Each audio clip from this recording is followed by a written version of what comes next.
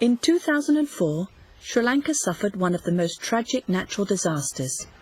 The tsunami has destroyed thousands of kilometres of coastline, with the consequence of 30,000 deaths. But well before the tsunami, the island was already confronted with another drama. For more than 30 years, the population lived in the heart of a never-ending civil war.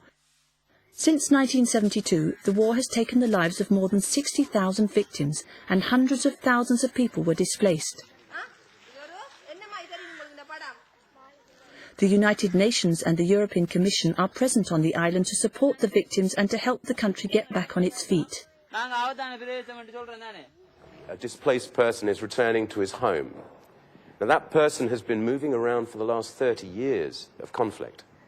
You can't just leave this guy with a humanitarian effort, which is a bag of rice and a plastic sheet, and say, there you go, you're back home, good luck.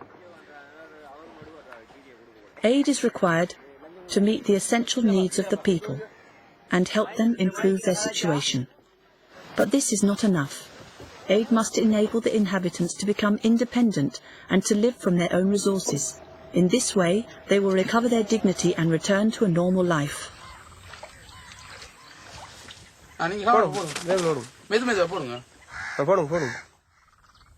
The very first nature reserve in the world was established in Sri Lanka. Many programs of the UN and the EU focused on the protection of this environment.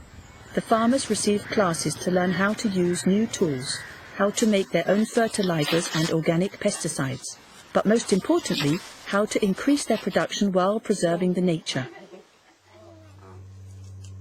The United Nations and the EU worked together for a stable, sustainable Sri Lanka. 100,000 jobs were created, new roads built and favourable conditions created for the country to recover.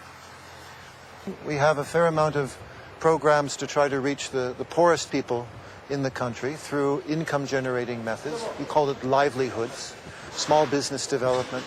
There are significant programs that have tried to reach out to children, improving the education system, feeding programs in some of the poorest districts of the country.